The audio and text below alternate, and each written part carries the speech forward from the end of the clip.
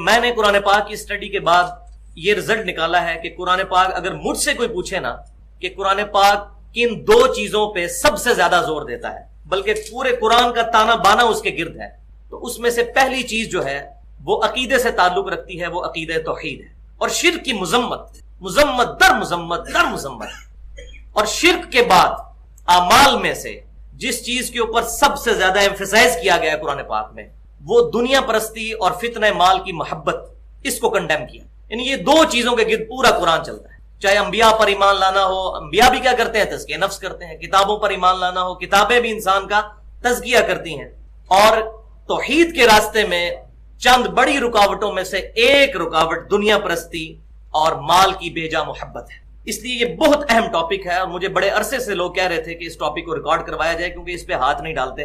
اس کی وجہ یہ ہے کہ جو لوگ ہاتھ ڈالنے کی ایبلٹی رکھتے ہیں وہ خود حرام خوری کر رہے ہوتے ہیں۔ یعنی میرا مراد جو ہے وہ علماء کا طبقہ ہے۔ وہ آج آپ حیران ہوں گے کہ قرآن پاک میں جو حرام خوری پر آیات ہے وہ ہے ہی پرٹیکولر علماء کے بارے میں ہے کہ وہ حرام خور ہے۔ تو اس سلسلے میں آپ کو ایک ریفرنس پیج بھی مل چکا ہے جس پر قرآن پاک سے کل 11 مقامات سے آیات کا گلدستہ جو ہے وہ ایک جگہ جمع کیا گیا ہے۔ انشاءاللہ ہمارے لیکچر کے دوران وہ کراس ریفرنس کے طور پر آیات آئیں گی، تو انشاءاللہ آپ ان کو خود بھی ملاحظہ کر سکتے ہیں۔ تو اللہ کا نام لے کر شروع کرتے ہیں۔ اعوذ باللہ السمیع العلیم من الشیطان الرجیم، بسم اللہ الرحمن الرحیم، سورۃ المائدہ آیت نمبر 62۔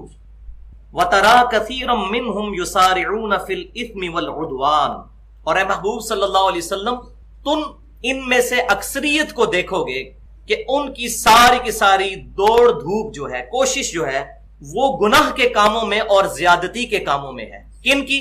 جن کا کانٹیکس پیچھے سے چل رہا ہے، منافقین، اور ان میں بھی پرٹیکولر یہود و نصارہ کے علماء، جنہوں نے اپنے دل سے تو یہ بات سمجھ لی تھی کہ یہ وہی پیغمبر آخر الزمان صلی اللہ علیہ وسلم ہیں جن کی نشانیاں تورات کے اندر موجود ہیں، لیکن بغیم بینہم ارج ٹو ڈومینیٹ کی وجہ سے انہوں نے آپ صلی اللہ علیہ وسلم کی دعوت کو قبول کرنے سے انکار کر دیا۔ اور جب دل کسی بات کی گواہی دے دے اور انسان حالات سے مجبور ہو کر اس کی مخالفت کرے تو پھر انسان کی عقل اور دل کے درمیان ایک جنگ شروع ہو جاتی ہے۔ پھر انسان نہ ادھر کا رہتا ہے نہ ادھر کا۔ اگر کمزور ہوگا، اگر طاقتور ہوگا اور اپنے جذبات پر کنٹرول رکھنے والا ہوگا، پھر بڑھ چڑھ کر اسلام کو قبول کر لے گا، لیکن اگر ذرا سا بھی ڈاواں ڈول ہوا تو پھر وہ مذبذبین بین ذالک، درمیان میں ہی آسیلیٹ کرتا رہے گا، کبھی ادھر کبھی ادھر، کھلا اسلام کا انکار بھی نہیں کرے گا اور اقرار بھی نہیں کرے گا۔ ایسے کوئی کہتے ہیں منافق۔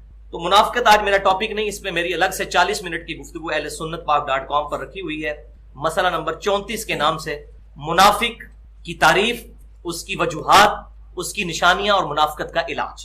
وہ بہت اہم گفتگو ہے منافقت کے ٹاپک کے اوپر۔ تو اے محبوب صلی اللہ علیہ وسلم، ان منافقین کو آپ دیکھیں گے کہ ان کی ساری کوشش جو ہے وہ کس لیے ہے؟ گناہ اور زیادتی کے کاموں میں۔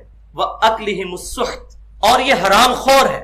لَبِئْسَ مَا كَانُوا يَعْمَلُونَ، کتنے ہی برے کام ہیں جو وہ کر رہے ہیں۔ تو 3 برائیاں بتائی ہیں، گناہ کے کاموں میں بڑھ چڑھ کر حصہ لینا، نمبر 1، نمبر 2 زیادتی کے کاموں میں بڑھ چڑھ کر حصہ لینا، اور پھر اس کا ایپیکس ہے حرام خور ہے۔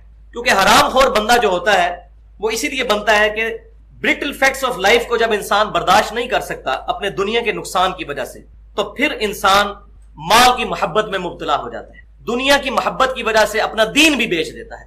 تو حرام خوری جو ہے امپلائڈ ہے اس کے اندر، جو بندہ بھی کنوکشن والا، ایمان نہیں رکھنے والا ہوگا وہ حرام خور ضرور ہوگا۔ اب اگلی آیت میں اللہ تعالیٰ نے ٹانٹ کیا ہے، تانا دیا ہے ان کے علماء کو، لولا ینہاہم الربانیون والاحبار عن قولہم الاثم، تو کیوں نہیں روکتے ان یہودیوں کے اللہ والے، ربانیون اللہ والے جو کہلواتے ہیں اپنا، والاحبار اور علماء، عن قولہم الاثم ان کو گناہ کی بات سے، واکلہم السحت اور حرام خوریوں سے۔ علماء کا یہ کام ہے کہ ان کو روکیں۔ علماء کیسے روکیں؟ علماء خود حرام خور ہیں۔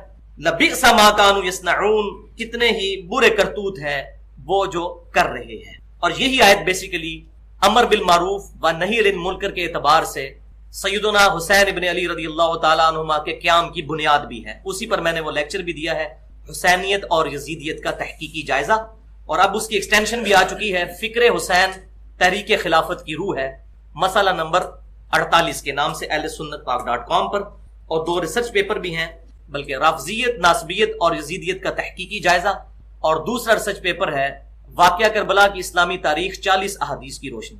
تو تو آج وہ ٹاپک نہیں، لہٰذا میں اس کو اسکپ کرتا ہوں. لیکن اصل بنیاد یہی ہے کہ علماء کی یہ ذمہ داری ہے کہ لوگوں کو برائیوں سے روکیں. اور اس وقت آپ صلی اللہ علیہ وسلم کے بہاف پر سب سے بڑے عالم سیدنا حسین ابن علی رضی اللہ تعالی عنہما تھے، انہوں نے اپنا کردار ادا کیا. یہ آیت سورۃ المائدہ کی 62 اور 63. اب اس کی ایکسپلینیشن میں سورۃ بقرہ کی آیت نمبر 174 اور 175، یہ ریفرنس نمبر 2 ہے. ان الذین یکتمون ما انزل اللہ من الکتاب، بے شک وہ لوگ جو کہ چھپا لیتے ہیں اس میں سے جو اللہ نے کتاب میں سے نازل کیا. یعنی کتاب کون سی؟ لوح محفوظ، اس میں سے ہی تورات اتری، اسی میں سے انجیل اتری، اسی میں سے ہی باقی آسمانی کتابیں، اور ہمارا یہ فائنل ٹیسٹیمنٹ قرآن پاک بھی اسی میں سے اترا.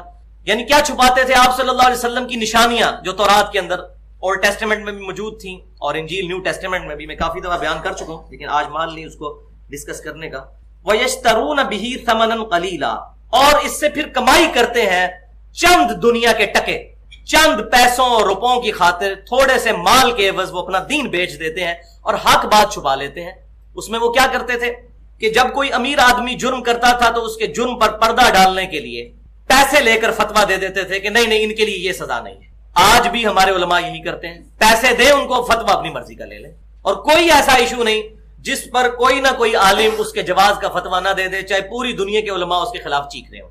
اولئک ما یاکلون فی بطونہم الا النار. اب یہ آگے اللہ تعالیٰ کی طرف سے گاڑا فتویٰ کہ یہ لوگ جو اللہ کی آیات میں سے چھپا کر پیسے کما رہے ہیں، بیسیکلی یہ اپنا پیٹ دوزخ کی آگ سے بھر رہے ہیں، والعیاذ باللہ تعالی. لیکن یہ آگ دنیا میں نہیں جلائے گی. میں پہلے بھی کئی دفعہ عرض کر چکا کہ دنیا میں صرف فزیکل لاز ایکٹیو ہے. اگر کوئی شخص اپنی زبان پر کوئلے کا انگارہ رکھ لے تو زبان جل جائے گی، لیکن زبان سے جھوٹ بولے زبان نہیں جلے گی. اگر کوئی شخص کوئی ایسی سخت چیز کھا لے کہ جس سے پیٹ میں درد ہو تو پیٹ میں درد ہوگا، لیکن اگر کسی یتیم کا مال کھا لے تو اس کے پیٹ میں درد نہیں ہوگا، کیونکہ یہ تمام چیزیں مورل لاز ہیں. اور مورل لاز اس دنیا میں ایکٹیو نہیں، آخرت میں جا کر ایکٹیو ہو جائیں گے. جس طرح دنیا میں زبان پر انگارہ رکھنے سے آگ جل جاتی ہے، بالکل اسی طریقے سے جن لوگوں نے دنیا میں کسی کا مال نہ حق کھایا ہوگا، قیامت والے دن یہی مال ان کے پیٹ کی آگ بن جائے گا. اللہ تعالیٰ چاہے تو ہر چیز پر قادر ہے، اسی مال کو وہ ایکٹیو کر دے گا جو دنیا میں ڈورمنٹ پوزیشن میں ہے، آخرت میں ایکٹیو ہو جائے گا. یہی مورل لا. والعیاذ باللہ تعالی. ولا یکلمہم اللہ، اللہ تعالیٰ فرما رہا ہے اللہ ان سے کلام بھی نہیں ان حرام خوروں سے کرے گا یوم القیامہ، قیامت کے دن. ولا یزکیہم، اور نہ ہی ان کو پاک کرے گا. وَلَهُمْ عَذَابٌ علیم، اور ان کے لیے دردناک عذاب ہے، دردناک عذاب. اولئک الذین اشتروا الضلالۃ بالہدی. کتنا درد ہے اس بات میں. ان لوگوں نے تو خرید لی ہے گمراہی ہدایت اپنے ہاتھوں سے دے کر. والعذاب بالمغفرہ، اور عذاب خرید لیا ہے مغفرت کے بدلے میں. چاہیے تھا کہ مغفرت لیتے اور ہدایت لیتے، لیکن انہوں نے الٹ کیا، گمراہی خرید لی اور اللہ کا عذاب خرید لیا. فما اصبرهم علی النار، تو اللہ تعالیٰ فرماتا ہے کتنا صبر ہے ان کا آگ کے معاملے میں، کتنا صبر ہے ان کے اندر کہ آگ پیٹ میں بھرنے کے لیے تیار ہو رہے ہیں. اب اس میں یہ گاڑا فتویٰ ہمارے مسلمانوں کے بارے میں بھی ہے، جو اکثر آپ کو سننے کو ملتا ہے کہ جی ایک پھیرا لگے گا دوزخ کا، پھر انشاءاللہ جنت ہی جانا ہے. یہ اکثر ہم سنتے ہیں کہ تھوڑی دیر کے لیے اللہ تعالیٰ دوزخ کا پھیرا لگائے گا، پھر جس نے بھی کلمہ پڑھا اس نے جنت میں پہنچ ہی جانا ہے. تو بھائیوں، کیا ہم لوگ آگ پر صبر کر سکتے ہیں؟ کسی نے پریکٹیکلی چیک کرنا ہو تو گھر میں 10 روپے کی موم بتی لے کر اس کے اوپر صرف 10 سیکنڈ کے لیے کوئی ہاتھ رکھ کے بتا دے، ایسے نہیں رکھ سکتے. تو یہ کہنا جی ایک پھیرا لگا تو خیر ہے چلے ہی جائیں گے، تو اللہ تعالیٰ فرما رہا ہے کہ بڑا صبر ہے ان کا آگ کے بارے میں. یہ سمجھ رہے خیر ہے دیکھی جائے گی. اب یہ نہ سمجھیے گا کہ یہ آیات یہود و نصارہ کے بارے میں ہے اور ہم پر اپلائی نہیں ہوں گی، وہ آگے میں بتا بھی دوں گا انشاءاللہ تعالیٰ. تیسرا ریفرنس سورۃ التوبہ کی آیت نمبر 34 اور 35. یا ایھا الذین آمنوا ان کثیرا من الاحبار والرہبان لا یاکلون اموال الناس بالباطل. اے ایمان والو، بے شک اکثر علماء اور اللہ والے جو راہب بنے ہوئے ہیں یہ لوگوں کا مال کھاتے ہیں باطل طریقے سے. ویصدون عن سبیل اللہ، اور اللہ کے راستے سے روک دیتے ہیں. اب یہاں سے بالکل کلیئر ہو گیا کہ یہ پرٹیکولر علماء کے بارے میں ہے. تو جو پہلے آیا تھا کہ یہ حرام کاموں سے نہیں روکتے، وہ کیسے روکیں؟ وہ خود حرام خوریاں کرتے ہیں. اور یہاں اللہ تعالیٰ فرما رہا ہے کہ اکثریت علماء اور اللہ والے کلوانے والے لوگوں میں ہے ان لوگوں کی جو خود حرام خوری کرتے ہیں، لوگوں کا مال باطل طریقے سے ہڑپ کرتے ہیں اور اللہ کے راستے سے روکتے ہیں. ظاہر ہے کہ جب وہ غلط فتوے دیں گے تو اللہ کی کتاب کو چھوڑ کر وہ ان کی مرضی کے مطابق ان کو چلا رہے ہوں گے تو اللہ کے راستے سے روک رہے ہیں. والذین یکنزون الذهب والفضہ، اور ان کی نشانی یہ ہے کہ یہ جمع کرتے ہیں سونا اور چاندی. ولا ينفقونها فی سبیل اللہ، اور اس میں سے اللہ کی راہ میں خرچ نہیں کرتے. تجوریاں انہوں نے سونا اور چاندی سے بھر کر رکھ لی ہیں. فبشرهم بعذاب علیم، تو اے محبوب صلی اللہ علیہ وسلم ان کو آپ بشارت دے دیجئے دردناک عذاب کی. کتنی ٹونٹ ہے، بشارت دے دیجئے، خوشخبری ہے ان کے لیے. اب قیامت والے دن ان پر عذاب کیا آنا ہے وہ بڑا گاڑا فتوار ہے. یوم یحما علیہا فی النار، اس دن بہکایا جائے گا اس سونا اور چاندی کو دوزخ کی آگ پر. جو انہوں نے تجوریاں جوڑی ہوئی ہیں وہ اللہ تعالیٰ فرماتا ہے ان کو آگ پر گرم کیا جائے گا، ان کے لیے تیار کیا جائے گا. فَتُقْوَى بِهَا جِبَاهُهُمْ وَجُنُوبُهُمْ وَظُهُورُهُمْ، اور پھر اس تپے ہوئے سونے اور چاندی کے ساتھ جو انہوں نے دنیا میں بڑا جوڑ کر رکھا تھا، تپا کر یہ سونا اور چاندی ان کی پیشانیوں پر لگایا جائے گا، ان کے پہلوؤں پر لگایا جائے گا، اور ان کی پیٹھوں پر لگایا جائے گا، اور ساتھ ان کو کیا کہا جائے گا؟ ہَذَا مَا كَنَزْتُمْ لِأَنفُسِكُمْ، یہ ہے وہ مال جو تم اپنے لیے جوڑا کرتے تھے. فَذُوقُوا، تو اب چکھو اس کا مزہ. مَا كُنْتُمْ تَكْنِزُونَ، جو کچھ تم دنیا کے اندر جوڑا کرتے. وَلِعَاذُ بِاللَّهِ تَعَالَى، یہ پرٹیکولر علماء کے بارے میں آ رہا ہے. لہٰذا ان آیات کی روشنی میں یہ بات یاد رکھیں کہ علماء حق اور علماء سو میں کیا فرق ہے. اس کا ایک لٹمس ٹیسٹ سن لیجیے. کسی شخص کو آپ نے یہ جج کرنا ہے یہ علماء حق میں سے ہے یا نہیں، تو یہ دیکھیے کہ اپنے دینی کیریئر کے انجام پر اس شخص نے دین سے کتنے ایسٹس بنا لیے. اگر وہ مرنے کے بعد اسی طرح کنگال مرا جس طرح زندگی میں اس نے روکی سوکھی کھائی تھی تو وہ علماء حق میں سے. اور اگر اپنے دینی کیریئر کے انجام پر اس کے پاس کئی گاڑیاں آ گئیں، بنگلے آ گئے اور پلاٹس بنا لیے، جبکہ اس کا سورس آف انکم ہی دین تھا اور کوئی نہیں تھا، تو سمجھ لیں یہ پکا حرام خور اور علماء سو میں سے ہے.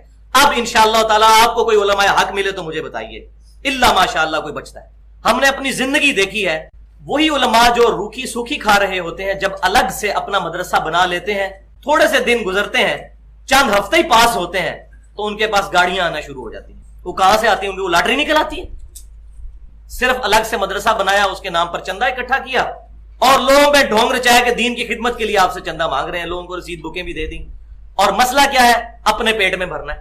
اور اکثر دینی تنظیمیں یہی کر رہی ہیں. یہ تو چونکہ میں ساتھ رہا ہوں اس لیے مجھے پتا ہے، باہر کے لوگوں کا تو حسن ظن قائم ہوتا ہے. جب آپ ساتھ رہے تو پتا چلتا ہے جتنا بڑا خوبصورت بزرگ وہ نظر آ رہا ہوتا ہے اتنا بڑا حرام خور ہوتا ہے. اور حقیقت بات ہے کہ چہرے پر نورانیت اسی لیے تو آتی ہے جب کام کاج کوئی کرنا نہیں پڑے گا.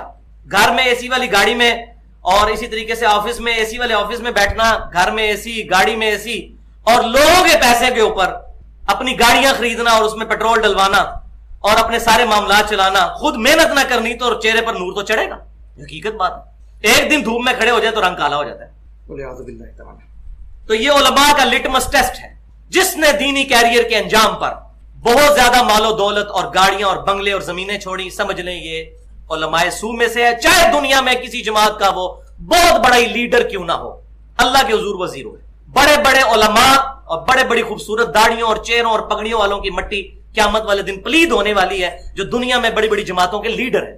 ہم ان داڑھیوں اور پگڑیوں کے ساتھ عوام کو دھوکہ دے سکتے ہیں، اللہ کو دھوکہ نہیں دے سکتے. صحیح مسلم کی حدیث ہے کہ اللہ تبارک و تعالی تمہاری شکلوں اور مال کو نہیں دیکھتا، تمہارے دلوں اور اعمال کو دیکھتا ہے. اور ہم دیکھتے ہی شکل اور مال ہے. کسی سے محبت اس کی شکل کی خوبصورتی کی وجہ سے ہوتی ہے یا اس کے پاس مال ہوتی ہے، اسی چیز کو ہی نہیں دیکھتے. جبکہ اللہ تبارک و تعالیٰ دلوں اور اعمال کو دیکھتا. یہ اللہ تعالیٰ جج کرے گا کون علماء حق میں سے ہیں، کون علماء سو میں سے. بہرحال اللہ نے ایک طریقہ تو بتا دیا ہے کہ لٹمس ٹیسٹ یہ ہے کہ ان کے پاس دینی کیریئر کے انجام پر مال و دولت اکٹھا نہیں ہونا چاہیے. اور اس کی لاجیکل ریزن بھی آپ سمجھ لیں. کیوں؟ اس لیے کہ جو بندہ دین کی خدمت کے لیے وقف ہے اس کو صرف بیت المال میں سے یا دینی چندے میں سے اتنا ہی لینے کی اجازت ہے جس سے اس کی گزر بسر ہو سکے. مال جوڑنے کی اجازت اس کو نہیں ہے. ہاں، اس کے برعکس اگر کوئی اور بندہ ہے جس نے دین کو سورس آف انکم نہیں بنایا ہوا، وہ اپنا کاروبار کرتا ہے، وہ چاہے کروڑوں جوڑے، اگر زکات دیتا ہے تو جائز ہے کیونکہ وہ اپنی محنت سے کما رہا ہے. اس نے تو پہلے ہی ڈیسیژن کیا تھا کہ میں اپنے آپ کو دین کے لیے وقف کر رہا ہوں. سیدنا ابو بکر صدیق رضی اللہ تعالی عنہ، صحیح بخاری کے اندر آتا ہے، جب خلیفہ بنائے گئے تو سامان اٹھا کر بازار میں چلنے لگے. صحابہ نے عرض کی امیر المومنین اگر آپ بازار میں جائیں گے تو حکومت کے معاملات کون چلائے گا؟ تو انہوں نے کہا کہ میں اپنی آل اولاد کو بھوکا مرنے کے لیے چھوڑ دوں. تو پھر صحابہ نے مشورہ کر کے ان کے لیے وظیفہ مقرر کیا بیت المال سے، اور کتنا؟ جو ایک عام غریب مہاجر کا وظیفہ تھا، کروڑ پتی نہیں، ارب پتی نہیں، کہ جتنا بڑا لیڈر ہے اگر ملک کا امیر ہے تو اس کے لیے اتنی بڑی گاڑی ہے، اگر صوبے کا امیر ہے تو اس کے لیے یہ والی گاڑی، اگر ضلع کا امیر ہے تو یہ والی گاڑی۔ یہ سیدنا ابوبکر صدیق سے بڑھ کر کون ہو سکتا تھا؟ نبی صلی اللہ علیہ وسلم کے بعد اس امت میں سب سے بڑھ کر اگر کسی کا مرتبہ ہے تو سیدنا امیر المومنین ابوبکر صدیق رضی اللہ تعالیٰ عنہ کا۔ نام ان صحابہ کے لینے اور کرتوت حرام خوروں والے، اور پھر کہنا کہ دین کی خدمت کر رہے ہیں۔ تو یہ بات سمجھ لیجیے، عام آدمی میں اور دیندار آدمی میں یہ فرق ہے۔ دیندار آدمی نے چونکہ اپنے لیے دین کو چوائس کیا ہے، چوپڑیاں نالے دو کہ وہ آخرت بھی لے گا اور دنیا میں بھی کھائے گا، نہیں، اس نے تو اللہ کے لیے ڈیسائیڈ کیا کہ میری زندگی اب دین کے لیے وقف ہے، میں دینی چندے میں سے اتنا ہی لوں گا کہ میرے روح اور جسم کا رشتہ برقرار ہے۔ وہ آگے حدیثیں بھی آ جائیں گی بخاری مسلم سے۔ مال جوڑنے کی اس کو اجازت کہاں سے مل گئی ہے کہ مال جوڑتا پھرے؟ تو اب آپ کو خود اندازہ ہو جائے گا یہ جو ڈھونگ رچائے ہوئے ہیں مولویوں نے، ان کے پول کھلنے شروع ہو جائیں گے۔ اگر اسی لیے تو مولویوں نے قرآن بین کیا ہوا ہے، قرآن کوئی پڑھے گا تو ان کے پول کھلیں گے، اس لیے کہتے ہیں قرآن حدیث ڈائریکٹ نہ پڑھو، اور یہ آیات پھر پیش ہی نہیں کرتے جو ان کے اپنے بارے میں ہوتی ہیں۔ اور یہ بھی سن لیجئے کہ میں جو بار بار کہہ رہا ہوں کہ ان کے اپنے بارے میں، اس کی وجہ کیا ہے؟ بخاری اور مسلم کی متفق علیہ حدیث ہے، آپ صلی اللہ علیہ وسلم نے فرمایا تم بھی اگلے لوگوں کے پیچھے چل پڑو گے قدم بقدم بالشت بر بالشت۔ اگر اگلے لوگوں میں سے کوئی گوہ کے سوراخ میں داخل ہوا تو تم بھی وہی کام کرو گے۔ صحابہ اکرام علیہم رضوان نے عرض کیا اللہ کے نبی صلی اللہ علیہ وسلم یہ اگلے لوگوں سے مراد کیا یہودی اور عیسائی ہیں؟ آپ نے فرمایا یہود و نصارہ مراد نہیں تو اور کون مراد ہے؟ جو خرابیاں یہود و نصارہ میں پیدا ہوئیں وہی تم میں ہوں گی، لہذا جو ان کے احبار اور رہبان میں خرابیاں پیدا ہوئیں وہی ہمارے مولویوں اور صوفیوں میں پیدا ہوں گی۔ آج کی ٹرانسلیشن کریں تو احبار سے مراد مولوی اور رہبان سے مراد جو ہے وہ صوفی، اور حرام خوریاں آپ کی ان کے سامنے آئے دن ٹی وی پہ بھی خبریں آتی رہتی ہیں، مولویوں کے سکینڈل بھی آتے ہیں اور ان کے جو پیرخانوں پہ لوگ بیٹھے ہیں ان کے سکینڈل بھی آتے ہیں۔ اور پھر فتویٰ بازی کے ذریعے مال کمانا اس حد تک یہ آگے بڑھ چکے ہیں کہ تورات کے اندر، آج بھی تورات کے اندر موجود ہے، اولڈ ٹیسٹیمنٹ میں، میں نے اپنی آنکھوں سے یہ بات پڑھی ہے کہ جو یہود نے اس میں تعریف کر دی، آج کی اولڈ ٹیسٹیمنٹ تورات کے اندر موجود ہے کہ یہودی غیر یہودی سے سود لے کر کھا سکتا ہے، یہودی سے لے کر نہیں کھا سکتا۔ ایسی شریعت سازی کی، جنٹائل سے لے کر کھا سکتے ہو۔ جنٹائل کہتے ہیں غیر یہودی کو، بنی اسرائیل کے علاوہ۔ یہودی سے کھائے گا تو گناہگار ہو جائے گا، کیونکہ مسلمان بھائی کا خیال رکھنا چاہیے۔ بالکل یہی فتویٰ آج فقہ حنفی کے علماء انڈیا پاکستان میں دے رہے ہیں۔ جو ایک ایگزامپل میں نے خود اپنے گناہگار کانوں سے سنی وہ میں آپ کو بتا دیتا ہوں۔ کیو ٹی وی کے اوپر، جو اس وقت دنیا میں اسلامک چینلز میں سے ایک بڑا چینل، اس پر ایک حنفی عالم بیٹھے ہوئے تھے، ان سے سوال کیا گیا کہ یہ بتائیے یہ بینک کا سود کھانا جائز ہے یا ناجائز؟ تو انہوں نے کہا کہ یہ بتائیے آپ بات کہاں سے کر رہے ہیں، حالانکہ اس مسئلے کا کوئی تعلق ہے، آپ بات کہاں سے کر رہے ہیں وہ آگے آپ کو پتا چلے گا۔ اور شکر ہے کہ انہوں نے یہ پوچھ لیا، ان کا پول بھی کھل گیا، مولویوں کا اصلی چہرہ۔ شکر ہے وہ پاکستان سے بات نہیں کر رہا تھا، اس نے کہا جی میں انڈیا سے بول رہا ہوں۔ تو انہوں نے کہا آپ کے لیے سود کھانا جائز ہے، اس کی وجہ یہ کہ آپ غیر مسلم ملک میں ہیں اور غیر مسلموں سے سود لے کر کھانا چاہیے، ورنہ یہ مال وہ آپ کے اگینسٹ استعمال کریں گے۔ یعنی قرآن پاک کو یہ بات نہیں پتا، معاذ اللہ، سنت میں کہیں بات نہیں ہے، ان کے مولوی یہ فتویٰ دیتے ہیں۔ تو پھر ہمیں یہاں بیٹھنے کی، پاکستان میں بیٹھنے کی کیا ضرورت ہے؟ یہ صحیح کر رہے ہیں جو لوگ یہود و نصارہ کے ملکوں میں جا رہے ہیں، آرام سے پیسہ جمع کرائیں اور سود کھائیں۔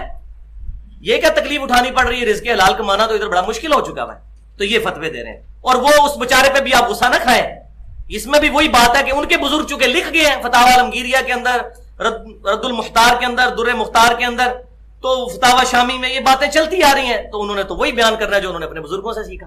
قرآن حدیث والا تو مسئلہ ہی نہیں ہے، اسی لیے وہ کہتے ہیں میں آپ کو فقہ حنفی کی روح سے بتاؤں گا کہ اس مسئلے کا حل کیا ہے۔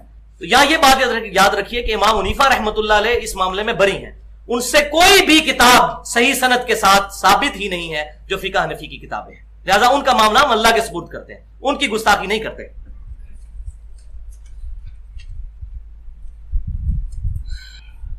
یہ تو ہو گیا دین کا معاملہ کہ لوگ حرام خوریوں پر خود بھی چلتے ہیں اور لوگوں کو بھی پیسے لے کر فتوے دیتے ہیں، پرٹیکولر علماء۔ اور لوگوں کا اس کے برس کیا حال ہے کہ وہ دین کے مسئلوں میں تو اندھا دھند پیروی کر رہے ہیں اپنے اپنے فرقے کے بزرگوں کی، اور یہ نہ سمجھیں کہ یہ بھولے ہیں، کیونکہ انہی لوگوں کو جب کوئی دنیا کا کام پڑتا ہے تو سارے مولوی مل کے بھی ان کو دھوکہ نہیں دے سکتے۔ مثال کے طور پر کوئی شخص جس کی لمبی سی داڑھی ہو، لمبی سی پگڑی پہنی ہوئی ہو، بڑا نورانی چہرہ ہو، وہ ان کو 5 روپے کی چیز اگر 500 میں فروخت کرے تو اس کو یہ نہیں کہیں گے کہ ماشاءاللہ بہت اچھا کر رہے ہیں آپ، کتنا خوبصورت چہرہ ہے۔ اتنا خوبصورت چہرے والا جھوٹ کیسے بول سکتا ہے کہ دھوکے میں چیز مجھے دے دے؟ وہاں کہیں گے داڑھی اور پگڑی رکھ کے جھوٹ بولتا ہے، میڈ ان چائنا چیز میڈ ان جاپان کہہ کے بیچ رہا ہے، تجھے شرم نہیں آتی داڑھی رکھ کر؟ لیکن وہی داڑھی والا اس کو جب دین کا غلط مسئلہ بتاتا ہے کہتے ہیں جی دیکھیں جی اتنا خوبصورت چہرہ, نورانی چہرہ, یہ غلط بات کر سکتا ہے؟ یہ دوغلی پالیسی. تو میں تو اس میں بالکل ننگی بات کرتا ہوں بھائی, کہ مجھ سے آگے کو پوچھتا ہے تو میں کہتا ہوں بھائی آپ کا علاج ہے, خود بھی دوزخ میں جاؤ اور ان علماء کو بھی ساتھ دوزخ میں لے کر جاؤ جن پر تم نے اندھا رلائے کیا ہوا ہے, کیونکہ دنیا کے معاملے میں دھوکہ نہیں کھاتے. یہی وجہ ہے کہ ہم نے, اصل بات جو اس کے اندر ہے وہ یہی ہے کہ دنیا کو ہم نے اہمیت دی ہوئی ہے ایمان کے مقابلے.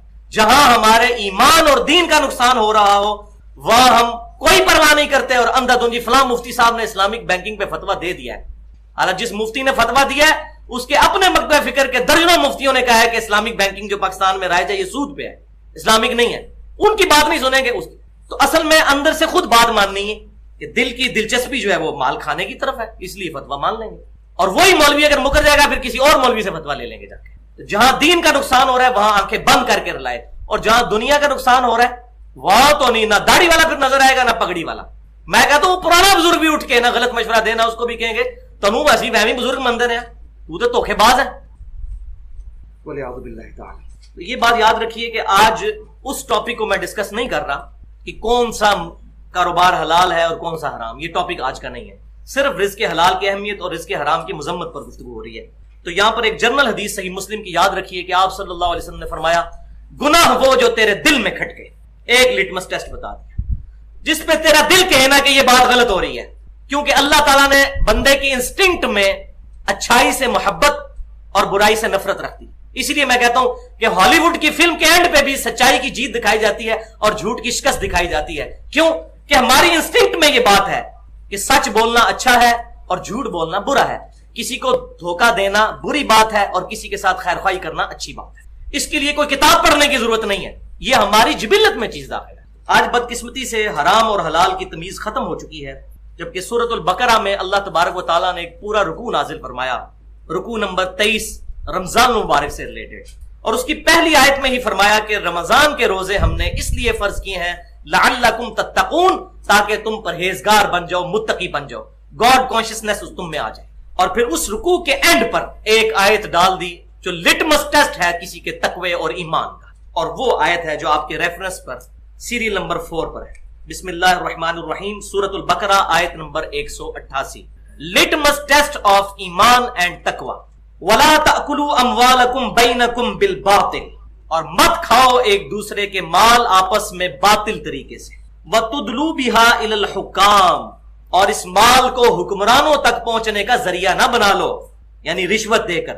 کس لیے؟ لِتَأْكُلُوا فَرِيقًا مِّنْ أَمْوَالِ النَّاسِ, تاکہ تم میں سے ایک فریق کھا لے لوگوں کا مال بالإثم, گناہ کے ساتھ, وَأَنْتُمْ تَعْلَمُونَ, جبکہ تم جانتے بھی ہو کہ یہ غلط کر رہے ہو. یہ آج بھی ہو رہا ہے, کچہری میں پیسے لگا کر, پٹواری کو پیسے لگا کر لوگوں کی زمینیں اپنے نام پر کروا لینا رشوت کے ذریعے. یہ رمضان والا جو رکوع نمبر 23 ہے سورۃ البقرہ, اس کی آخری آیت ہے. تقوی کا لٹمس ٹیسٹ بتا دی, جس کا رزق حلال وہ متقی اور پرہیزگار, اور جس کا رزق حرام وہ پرہیزگار ہے ہی نہیں, چاہے اس کی داڑھی جدھر مرضی جائے, اس کی پگڑی جہاں مرضی جائے, شلوار بے شک وہ گھٹنوں تک کر لے, اگر اس کا رزق حرام ہے تو وہ پرہیزگار نہیں ہے. ہاں کچھ اور ہو سکتا ہے, پرہیزگار اور ایمان والا نہیں ہو سکتا. چاہے وہ حج کرے نا حرام کے پیسوں کے ساتھ جا کر عمرے کرتا پھرے, یہ صرف عوام کو دھوکہ دیا جائے گا. انشاءاللہ عوام دھوکے میں آئیں گے اور اس کو حاجی صاحب کہیں گے, لیکن اللہ کے حضور وہ زیرو سے ملٹی پلائی. والعیاذ باللہ تعالی. اسی کانٹیکسٹ میں 5 صحیح احادیث انشاءاللہ تعالی میں بیان کروں گا تاکہ معاملہ بالکل کھل کر ہمارے سامنے آ جائے.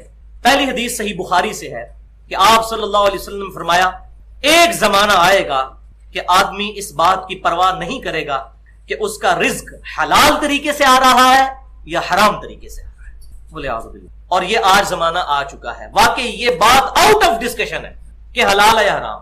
لوگوں نے طے کر لیا, بھائی جی کاروبار ہی نہیں چلتا اس تو بغیر, اگر ملاوٹ نہیں کریں گے کاروبار ہی نہیں چلے گا. دوسری حدیث صحیح مسلم میں ہے کہ آپ صلی اللہ علیہ وسلم ایک دن بازار سے گزر رہے تھے تو اناج کا ڈھیر لگا ہوا تھا بکنے کے لیے. آپ صلی اللہ علیہ وسلم نے اپنا مبارک ہاتھ اس ڈھیری میں داخل کیا, اس ہاتھ پر نمی لگ گئی. آپ صلی اللہ علیہ وسلم نے فرمایا یہ کیا ہے؟ تو صحابی رضی اللہ تعالیٰ نے عرض کیا اللہ کے رسول صلی اللہ علیہ وسلم, رات کے وقت بارش ہوئی تھی, اس کی وجہ سے اس گندم میں نمی آ گئی. وہ آپ صلی اللہ علیہ وسلم جلال میں اور فرمایا کہ اس کو تم نے اوپر کر کے کیوں نہیں رکھا تاکہ لوگوں کو مال کا عیب بھی پتہ چل جاتا. اور پھر آپ نے وہاں پر ارشاد فرمایا صلی اللہ علیہ وسلم کہ جس نے لوگوں کو دھوکہ دینے کے لیے ملاوٹ کی وہ ہم میں سے ہے ہی نہیں. والعیاذ باللہ تعالی. تیسری حدیث بھی صحیح مسلم میں ہے، آپ صلی اللہ علیہ وسلم نے فرمایا جو ذخیرہ اندوزی کرتا ہے وہ پکا فاسق ہے، پکا گنہگار ہے وہ شخص جو بلیک مارکیٹنگ کر لیتا ہے، ذخیرہ اندوزی کر لیتا ہے۔ مثال کے طور پر مارکیٹ سے سارا آلو اٹھا لیا، آلو کی قلت ہوگی منڈی میں، تو اب ظاہر ہے کہ لوگوں کی بنیادی ضرورت ہے آلو پیاز اسی طرح کی چیزیں، اور پھر ان کو مہنگے داموں مارکیٹ میں بیچنا اور یہ کہنا کہ میں تو اپنی کمائی کر رہا ہوں، میں تو آلو بیچ کر پیسے کما رہا ہوں، تو ایسی کمائی بھی حرام ہے۔ آپ صلی اللہ علیہ وسلم نے واضح طور پر ذخیرہ اندوزی کے بارے میں ارشاد فرمایا۔ چوتھی حدیث سنن ابن ماجہ میں ہے، آپ صلی اللہ علیہ وسلم نے فرمایا جس شخص نے بھی ذخیرہ اندوزی کر کے لوگوں کا غلہ روک لیا، اب آ رہی اللہ تعالیٰ کی طرف سے، تو اللہ تبارک و تعالیٰ اسے جزام اور افلاس کے مرض میں مبتلا کرتے ہیں، والعیاذ باللہ تعالیٰ۔ جزام کا مرض کہ جسم پر مختلف قسم کے داغ بن جائے، کوئی بھی بیماری لگ سکتی ہے اس کی، اور دوسرا اس پر افلاس مقرر ہو، غربت مسلط ہو، اور یہی وجہ ہے کہ کروڑوں کمائیں گے لیکن پوری نہیں پڑے۔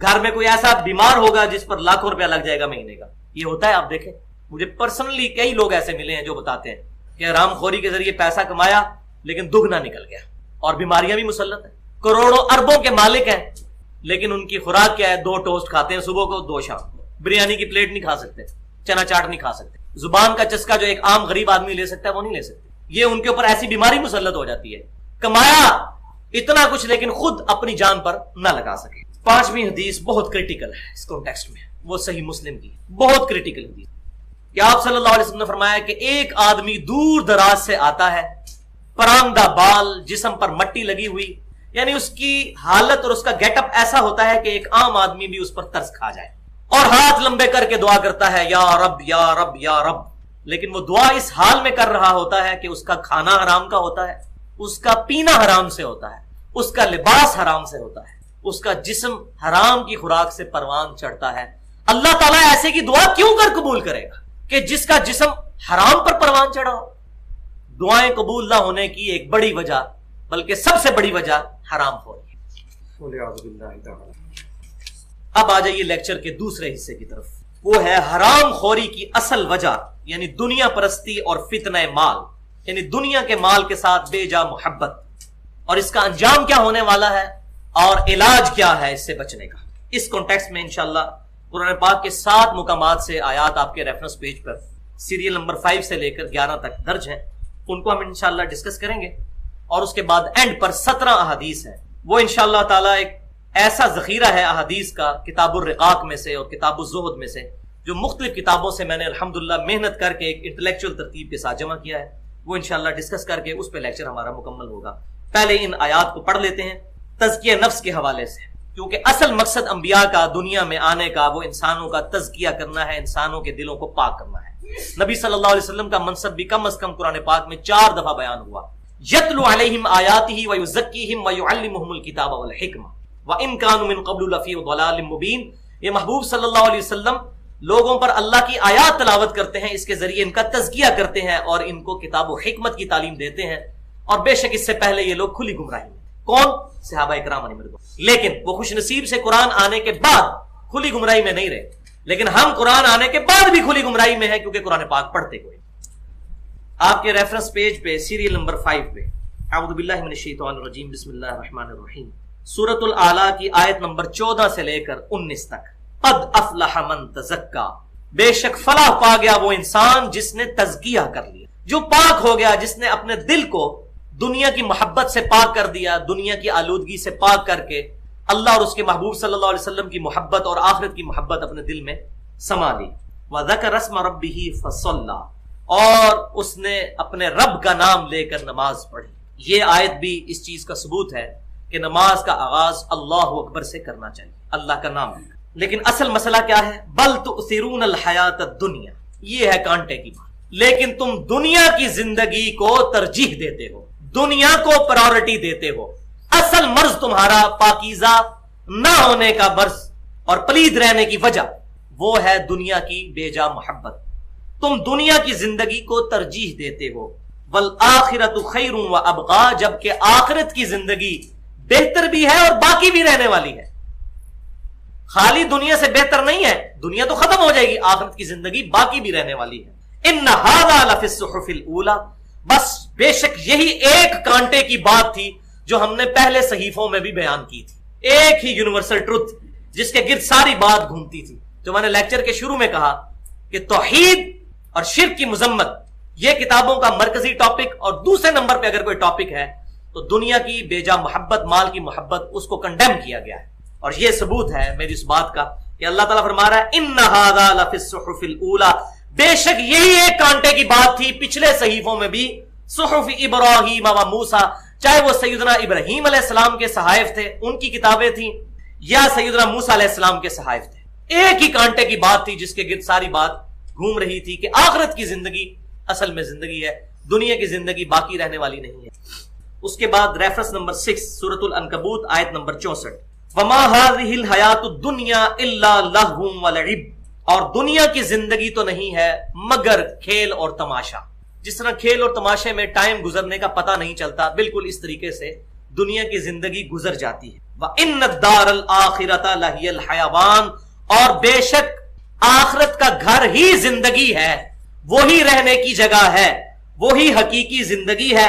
لَوْ كَانُوا يَعْلَمُونَ، کاش تم یہ بات جان لیتے، کاش جان لیتے. یہ کانٹے کی بات، کتنا درد ہے، وڈ ڈیٹ، کاش جان لیتے. اللہ تبارک و تعالیٰ کتنا ہمدرد ہے اپنی مخلوق کا. اللہ تعالیٰ نے آخرت سے پہلے ہی اپنی کتابوں اور پیغمبروں کے ذریعے یہ بات ہم تک پہنچا دی، الحمدللہ. ریفرنس نمبر 7 سورۃ الحدید کی آیت نمبر 20، اور یہ میں سمجھتا ہوں کہ اسی سورہ العنکبوت کی آیت نمبر 64 میں جو چیز بیان ہوئی اسی کو ایکسپلور کیا گیا ہے سورۃ الحدید کی آیت نمبر 20 میں. اعلموا انما الحیات الدنیا لعب و لہو، جان لو کہ بے شک دنیا کی زندگی تو ہے کھیل اور تماشا. لعب کہتے ہیں عام کھیل کو، اور لہو اس کھیل کو کہتے ہیں کہ جس میں شعور بھی شامل ہو، جو انسان پختہ عمر میں کرتا ہے، جس کو آپ سمجھ لیں جس میں شہوت کا جذبہ بھی شامل ہو، اس کھیل کو کہتے ہیں لہو.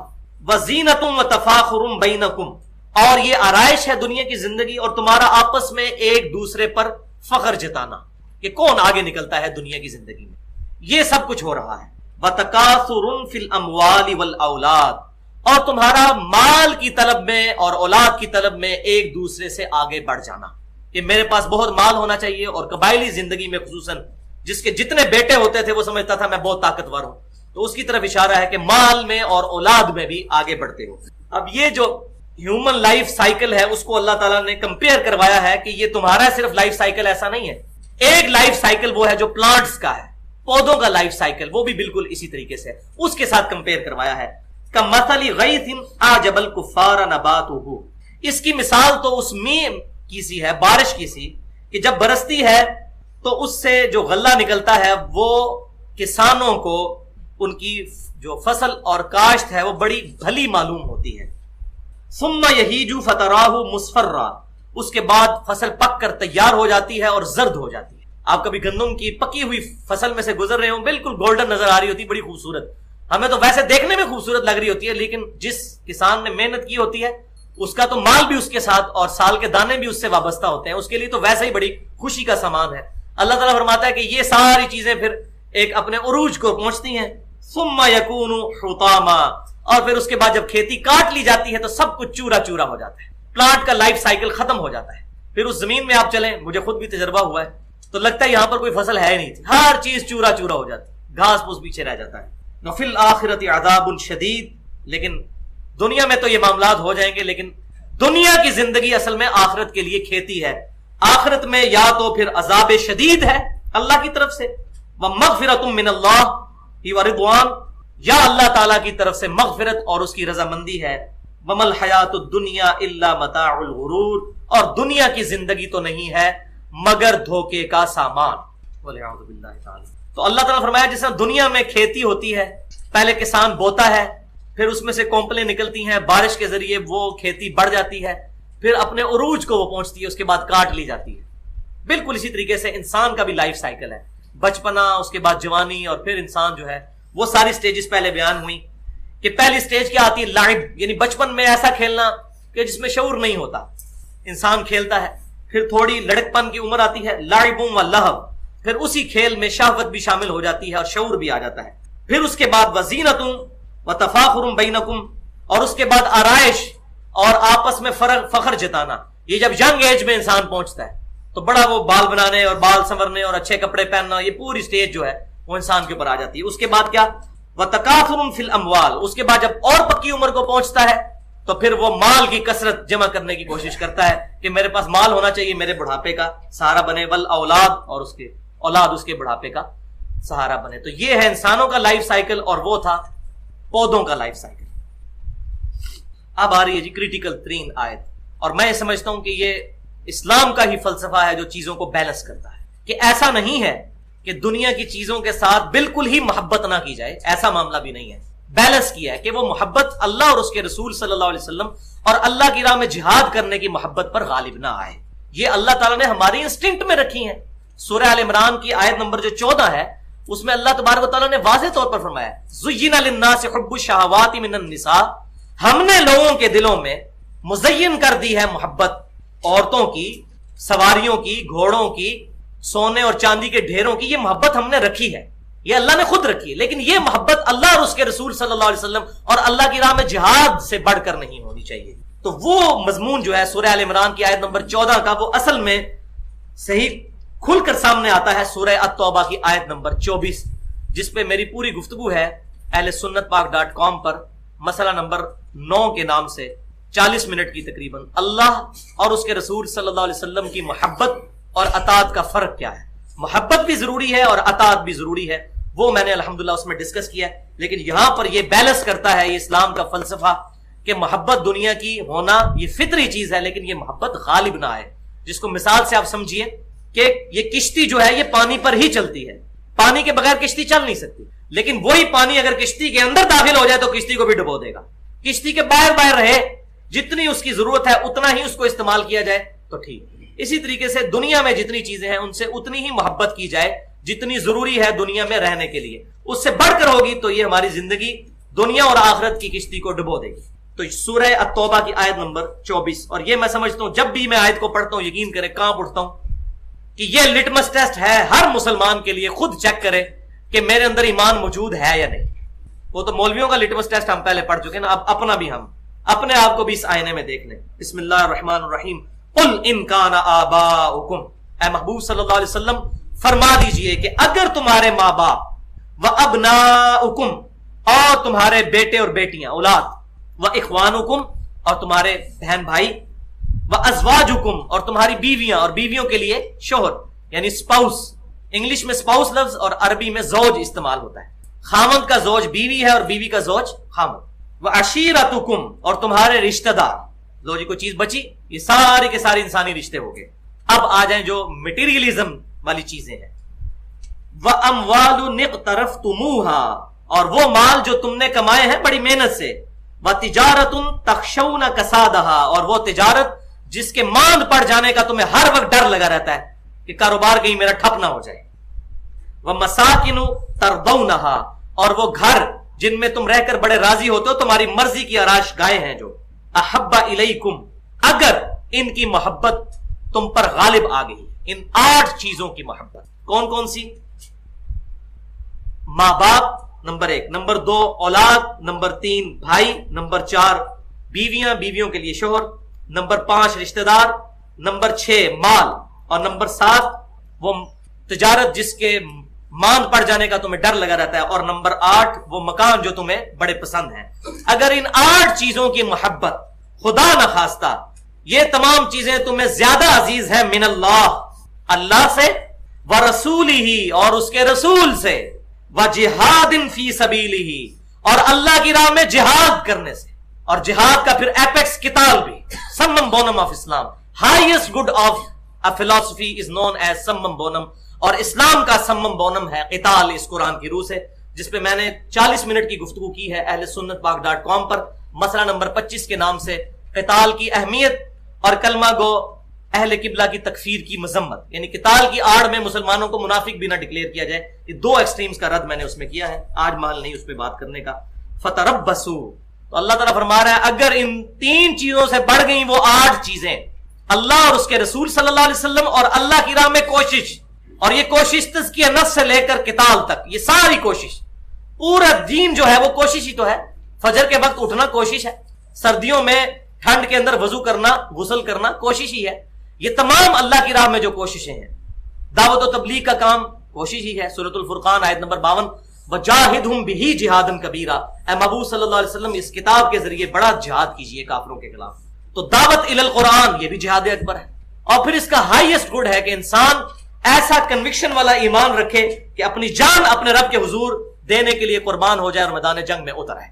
वो इसकी सबसे हाईएस्ट गुड है।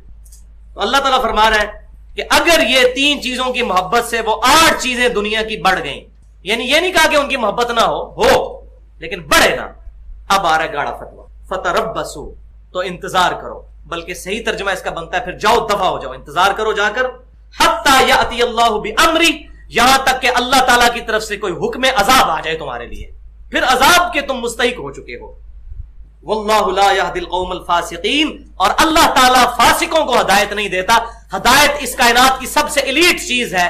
जो खुद ही हदायत नहीं लेना चाहता, अल्लाह ताला उसको जबरदस्ती कभी हदायत नहीं दे। जिसने ये डिसीजन ही नहीं किया कि मैंने अल्लाह को चूज करना है या दुनिया को चूज करना है, ये फैसला नहीं किया उसने, तो फिर वो अल्लाह से हदायत का क्या तलबगार हो। सूरतुल अनकबूत की आखिरी आयत है, वल्लज़ीना जाहदू फीना लनहदियन्नहुम सुबुलना, जो लोग हमारी राह में कोशिश करेंगे हम उनके लिए अपनी राह, बगैर कोशिश के कुछ नहीं होगा। क्योंकि इस कायनात की सबसे एलीट चीज ईमान है और आखिरत की कामयाबी है, वो बगैर मेहनत के नहीं आती। लिहाजा इन आयात के अंदर, इस खुसूसन सूरह तौबा की आयत नंबर 24 के अंदर उन फनेटिक्स का भी रद्द हो गया कि जो ये अकीदा रखते हैं, खुसूसन हमारे सूफिया के तबके में, कि बीवी बच्चे औलाद सबको छोड़कर जंगलों में जाकर इबादत की जाए, तो इसके भी इस्लाम खिलाफ है। अल्लाह ताला फरमाता है इन तमाम चीजों के साथ ही रहना है, लेकिन ये गालिब ना आए तुम पर। और मैं ये समझता हूं कि उससे बड़ा कोई मुजरिम ही नहीं है जो शैतान को नंगा नाचने दे और खुद जाके पहाड़ों में बैठकर इबादत करे। वो तो अंबिया के तरीके पर नहीं। अंबिया इकराम अलैहिस्सलाम जो थे वो दुनिया में रहकर शैतान को ललकारते थे और हक बात लोगों तक पहुंचाते थे। एक्सट्रोवर्ट्स होते थे, जिसको फलसफे की लैंग्वेज में कहा जाता है। इंट्रोवर्ट्स नहीं, एक्सट्रोवर्ट्स, डायनामिक लोग, लोगों को एम्फसाइज करने वाले लोग। अब सीरियल नंबर 9 पर मोस्ट अमेजिंग और हैरान कुन आयत है कुरान पाक में, और मैं इसके लिए एक सख्त लफ्ज इस्तेमाल करूंगा, उसके बगैर मैं समझता नहीं कि मैं कोई लफ्ज इस्तेमाल करूं कि वो आप पर असरअंदाज हो, कि बिल्कुल नंगा फलसफा बयान कर दिया गया। नंगा फलसफा, कोई बात नहीं पोशीदा रखी गई। ये कुरान पाक की आयत जब भी मैं पढ़ता हूं, सूरह अज़्ज़ुख़्रुफ़ की आयत नंबर 33 से लेकर 35 तक 3 आयत के अंदर बिल्कुल वाज़े फलसफा बयान कर दिया गया है दुनिया और आखिरत के एतबार से। हैरान कुन बात है कि अल्लाह तबारक व तआला ने किस तरीके से इस चीज को बयान किया। कुरान पाक में सबसे हैरान कुन आयत मुझे अपनी पूरी तालीम के दौरान अगर कोई लगी है तो ये आयत है, बिस्मिल्लाहिर रहमानिर रहीम, वलौला अन यकून अन्नासु उम्मतन वाहिदा, अगर इस बात का डर ना होता कि सब के सब लोग ही एक उम्मत हो जाएंगे, यानी सारे ही काफिर हो जाएंगे, सारे ही अल्लाह से रूह गर्दानी कर लेंगे। अल्लाह फरमाता है अगर इस चीज का डर ना होता तो हम क्या करते, लजअलना लिमन यकफुरु बिर्रहमानि लिबुयूतिहिम सुक़ुफा, तो हम बना देते रहमान के मुनकरीन के लिए, जो रहमान से कुफर इख्तियार करते हैं, उनके घरों की छतें मिन फिद्दा, चांदी की छतें बना देते। लेकिन डर यह था कि ऐसी शान और शौकत काफिरों की देखकर तुम सारे काफिर ना हो जाओ दुनिया की मोहब्बत में, कि असल कामयाब तो ये लोग हैं। यानी इंसानियत पे अल्लाह ताला को कोई कॉन्फिडेंस नहीं है, कि इंसान बेसिकली अपने इंस्टिंक्ट में बुराई की तरफ ज्यादा माइल होता है। अल्लाह ने तो पैदा किया था लक़द खलक़नल इंसान फी अहसनि तक़वीम, लेकिन साथ ही फरमा दिया सुम्मा रददनाहु अस्फल साफिलीन, खुद उतरता है।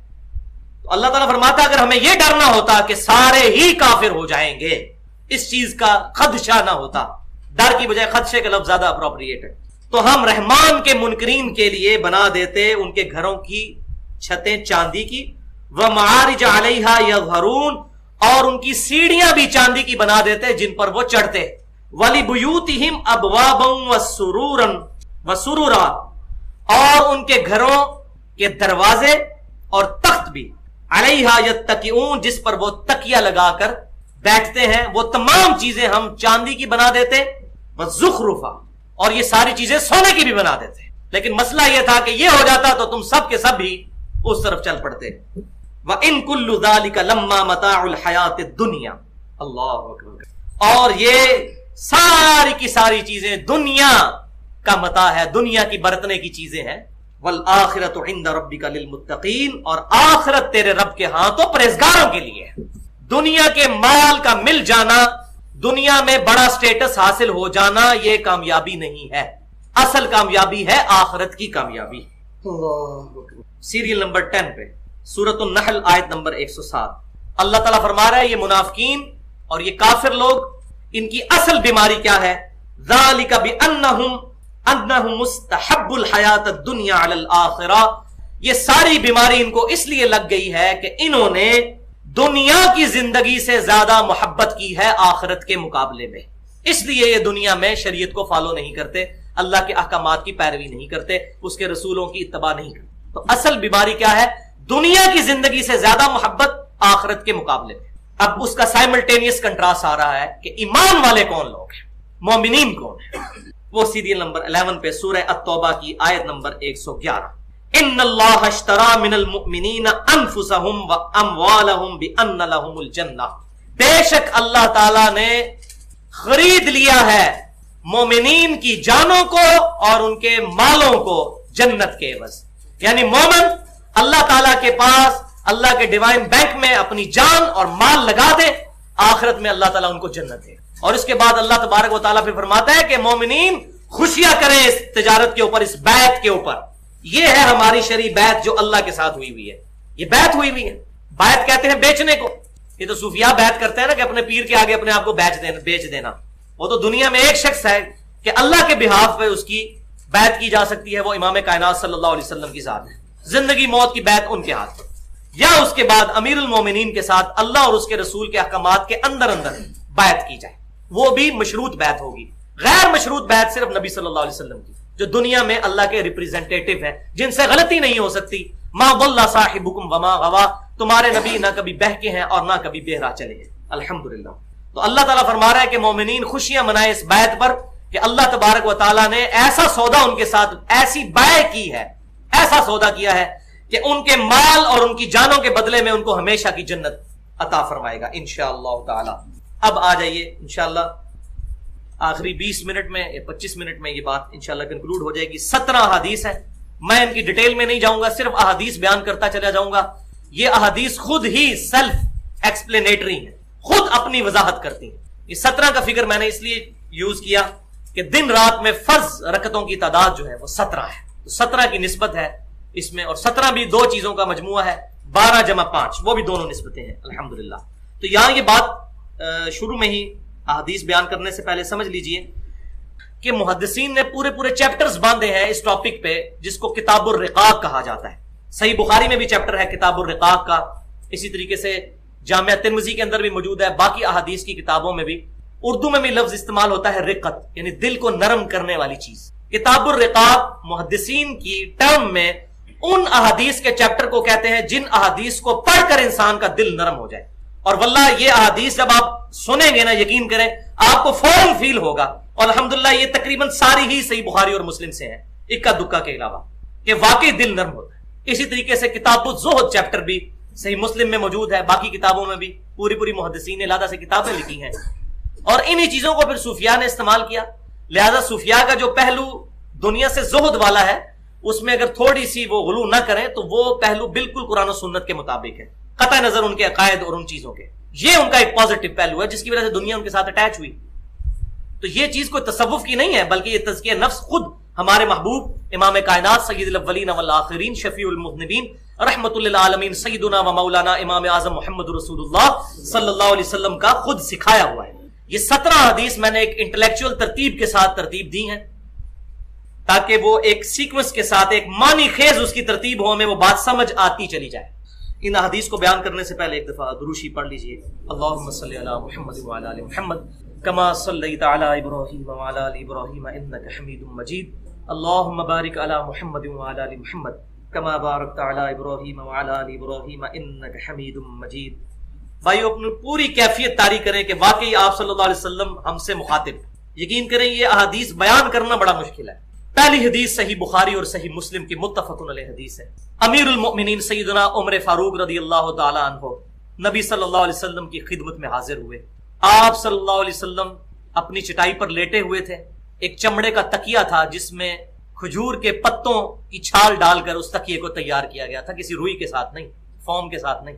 سیدنا عمر رضی اللہ تعالیٰ عنہ حاضر خدمت ہوئے, نبی صلی اللہ علیہ وسلم اٹھ کر بیٹھے تو سیدنا عمر کی نگاہ آپ صلی اللہ علیہ وسلم کی کمر پر پڑی تو اس پر چٹائی کے نشان بن چکے. اس کا مطلب ہے کہ آپ صلی اللہ علیہ وسلم کے اوپر چادر بھی نہیں تھی, ایک تہمت ہی تھی. ایسا فخر. سیدنا عمر رضی اللہ تعالیٰ عنہ کی آنکھوں میں بے اختیار آنسو آ گئے اور کہا, اللہ کے رسول صلی اللہ علیہ وسلم, آپ اللہ سے دعا کیوں نہیں کرتے کہ اللہ تعالیٰ نے کیسر و کسرا کو تو دنیا میں اتنا نواز رکھا ہے, حالانکہ وہ تو اللہ کی عبادت بھی نہیں کرتے, اور آپ صلی اللہ علیہ وسلم کی یہ حالت ہے. تو آپ صلی اللہ علیہ وسلم جلال میں آئے اور فرمایا, اے خطاب کے بیٹے, لگتا ہے دنیا کی حقیقت ابھی تک تجھ پر نہیں کھلی. اور بھائیو سیدنا عمر, ہم تو کسی کھاتے میں نہیں ہیں. فرمایا لگتا ہے دنیا کی حقیقت ابھی تک تم پر نہیں کھلی. اللہ تبارک و تعالیٰ نے ان کافروں کو جو کچھ دینا تھا اسی دنیا میں دے دیا. کیا تم اس بات پر راضی نہیں کہ کیسر و کسرا دنیا کے مزے لوٹے ہونا اور ہم آخرت کی سعادتیں حاصل کریں؟ تم چاہتے ہو وہ سعادتیں ہمیں یہیں مل جائیں, آخرت میں ہمارا حصہ کوئی نہ ہو. دوسری حدیث بھی صحیح بخاری اور مسلم کی متفق علیہ حدیث. نبی صلی اللہ علیہ وسلم کی دعا کیا کرتے, اے اللہ محمد اور آل محمد صلی اللہ علیہ وسلم کو بس اتنا ہی رزق دینا کہ ان کی روح اور جسم کا رشتہ برقرار رہے, بقدر کفایت, بس اس سے زیادہ مجھے رزق نہیں چاہیے, دنیا کا مال نہیں چاہیے. اور یہ خالی دعا نہیں, پریکٹیکلی بھی ہے. وہ اگلی حدیث, تیسری حدیث صحیح بخاری اور مسلم کی متفق علیہ حدیث.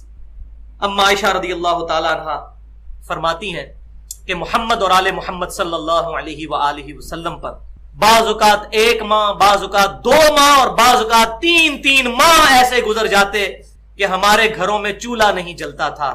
2 کالی چیزوں پر گزارا ہوتا تھا, ایک کھجور اور دوسرا پانی. غلامی رسول میں موت بھی قبول ہے, فاقے قبول نہیں ہے. آرام خوری کر کے پیٹ کو بھرنا ہے اور اپنی اولاد اور بیویوں کی ناجائز خواہشات کو پورا کرنا ہے, کیونکہ غلامی رسول میں موت قبول ہے, باقی کچھ بھی قبول نہیں ہے, کیونکہ موت تو کسی نے مانگنی نہیں ہے, تو لہذا زبانی دعویٰ کر لینے میں آسانی ہے. فجر کی نماز جماعت کے ساتھ قبول نہیں, کیونکہ وہ تو روزانہ پڑھنی پڑے گی. چوتھی حدیث صحیح بخاری کی, آپ صلی اللہ علیہ وسلم کی تعلیم بھی اپنے صحابہ کو دیکھیں کیا. ابن عمر رضی اللہ تعالیٰ عنہ کہتے ہیں, نبی صلی اللہ علیہ وسلم نے میرا جسم پکڑ کے جھنجھوڑتے ہوئے ارشاد فرمایا, اے ابن عمر, دنیا میں ایک مسافر اور راہگیر کی طرح رہو اور اپنے آپ کو مردوں میں شمار کرو کہ بس آج موت آئی کہ آئی. پانچویں حدیث صحیح بخاری اور مسلم کی متفق علیہ حدیث. آپ صلی اللہ علیہ وسلم نے فرمایا, اللہ کی قسم مجھے اپنے بعد تم سے فقر و فاقہ کا خدشہ نہیں کہ تم پر بھوک آ جائے گی, مجھے اس چیز کا ڈر ہے کہ دنیا کی دولت تم پر کھول دی جائے گی اور پھر تم اس دنیا کی محبت میں اسی طرح مبتلا ہو جاؤ گے جس طرح تم سے پہلے لوگ مبتلا ہو گئے, اور یہ تمہیں بھی تباہ کر دے گی جس طرح پہلے لوگوں کو تباہ کر دیا. اور آج پریکٹیکلی ہمیں نظر بھی آ رہا ہے. اور اسی کانٹیکس میں بخاری اور مسلم کی متفق علیہ حدیث ہے, وہ دوسری جو آپ صلی اللہ علیہ وسلم نے اپنی وفات سے 1 مہینے پہلے غزوہ احد کے شہداء پر دوبارہ سے نماز جنازہ پڑھی, اور وہاں پر جو اپنی وفات سے 1 مہینے پہلے خطبہ دیا اور فرمایا, دیکھنا میرے بعد کافر نہ ہو جانا کہ ایک دوسرے کی گردنیں مارنے لگو. مجھے اپنے بعد تم سے شرک کا خدشہ نہیں, مگر مجھے اس چیز کا ڈر ہے کہ تم دنیا کے مال میں پھنس جاؤ گے اور پھر اسی کی لالچ میں ایک دوسرے کو قتل کرو گے اور تم بھی ہلاک ہو جاؤ گے جس طرح تم سے پہلے لوگ ہلاک ہو. بولے اعوذ باللہ. اور یہ ہوا حضور کی وفات کے فوراً بعد یہ معاملات شروع ہو گئے. یہ بعض لوگ کہتے ہیں یہ حدیث جو ہے وہ صحابہ کرام علیہم رضوان کے بارے میں نہیں ہے, امت کے بارے میں ہے, اور اس کی آڑ میں وہ کہتے ہیں جی امت شرک کرے گی نہیں, کیونکہ حضور نے فرما دیا صلی اللہ علیہ وسلم مجھے تم سے خدشہ نہیں شرک کا. تو یہ بات سمجھ لیجئے, یہاں پر میں نے اس پہ پوری گفتگو کی ہے 25 منٹ کی ahlsunnatpak.com پر, مسئلہ نمبر 8 کے نام سے, کیا کلمہ گو مسلمان بھی شرک کر سکتا ہے؟ بالکل کر سکتا ہے. یہ صحابہ کے بارے میں بھی ہے اور پوری امت کے بارے میں بھی ہے. صحابہ کو فرمایا مجھے تم سے شرک کا خدشہ نہیں, اور صحابہ کے پیٹرن پہ قیامت تک ایک گروہ شرک سے محفوظ رہے گا جو صحابہ کے پیٹرن پر ہوں گے. لیکن فرمایا دنیا کے مال میں پھنس جاؤ گے, اور صحابہ کرام کے ساتھ ایسے معاملات ہوئے. وہ آج ٹاپک نہیں ہے, لیکن ان کی برائیاں کم تھیں, ان کی نیکیاں اور اسلام کے لیے خدمات ان پر غالب تھیں, اس لیے ہم ان کے لیے دعائے رحمت ہی کرتے ہیں, اللہ تعالیٰ ان کی غلطیوں کو معاف کرے. ہم رضی اللہ عنہ کہتے ہیں, ان کے نیک اعمال ان کی غلطیوں پر بھاری تھے, لیکن یہ معاملات ہوئے, وہ خود مانتے ہیں صحابہ کے ہمارے ساتھ ایسے معاملات ہوئے.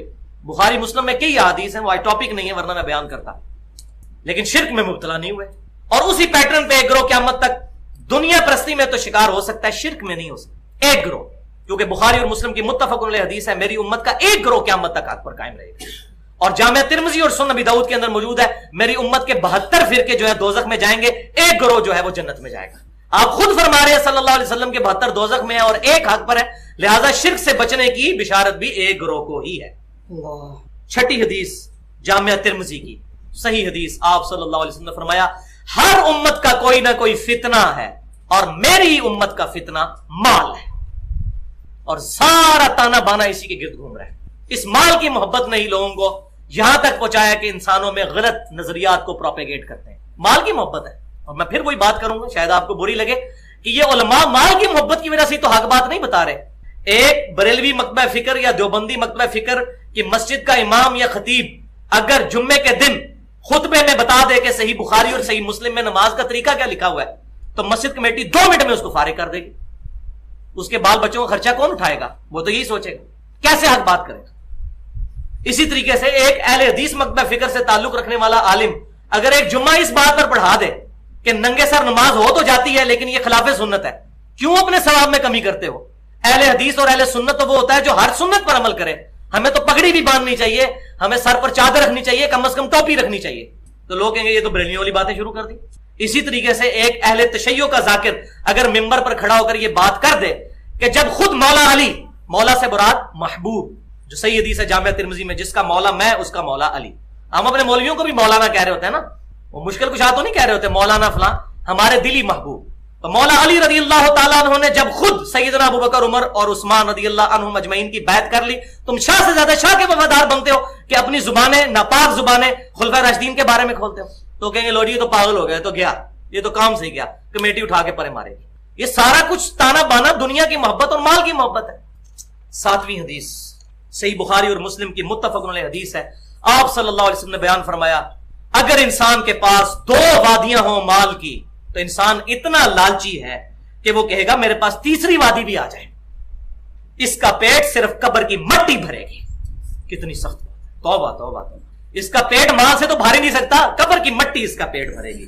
اور ساتھ ہی فرمایا اللہ توبہ کرنے والوں کی توبہ قبول کرتا ہے. یعنی جو کسی بھی وقت چاہے اپنے رب کی طرف پلٹ آئے تو ہم مائل بکرم ہیں, کوئی سائل ہی نہیں, راہ دکھلائیں کسے راہ روے منزل ہی نہیں. 8ویں حدیث صحیح مسلم کی, اللہ اکبر, نبی صلی اللہ علیہ وسلم نے سورہ التکاثر کی تلاوت فرمائی صحیح مسلم میں.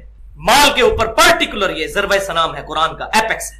الہاکم التکاثر, تمہیں ہلاک کر دیا مال کی کثرت نے, مال مال مال, حتی زرتم المقابر, یہاں تک کہ تم نے قبروں کا منہ دیکھ لیا, قبر تک پہنچ گئے لیکن مال کی محبت ختم. کلا سوف تعلمون, کیوں نہیں ان قریب تمہیں علم ہو جائے گا. ثم کلا سوف تعلمون, پھر ان قریب تمہیں علم ہو جائے گا. کلا لو تعلمون علم الیقین, اور کاش یہ یقین والا علم تمہیں اس دنیا میں ہی حاصل ہو جاتا, تم دنیا کے مال میں نہ پھنستے. لترون الجحیم, تم ضرور دیکھو گے اس دوزخ کو جس کا تمہیں ڈرایا جا رہا ہے نا. وہ آیات پڑھ چکے کہ جو لوگ حرام کھاتے ہیں اپنے پیٹوں میں دوزخ کی آگ بھر رہے. ثم لترونها عین الیقین, پھر اس دن تمہیں یقین آ جائے گا اس دوزخ کے اوپر. لیکن اس دن کیا ہوگا پھر؟ ثم لتسألن یومئذ عن النعیم, پھر اس دن بالضرور تم سے ہر نعمت کے بارے میں پوچھا جائے گا. یہ نعمت دی تھی, اس کا استعمال کیا کیا, ہاتھوں کو کس کام میں لگایا, آنکھیں کس کام میں لگائیں, زبان کس کام میں لگائی, پاؤں کس کام میں لگائے. بخاری اور مسلم کی متفق علیہ حدیث ہے, آنکھیں بھی زنا کرتی ہیں, کان بھی زنا کرتے ہیں, زبان بھی زنا کرتی ہے, دل بھی زنا کرتا ہے, شرمگاہ اس کی تصدیق. والعیاذ باللہ. آپ صلی اللہ علیہ وسلم نے سورہ تکاثر کی سورت تلاوت کی, الہاکم التکاثر.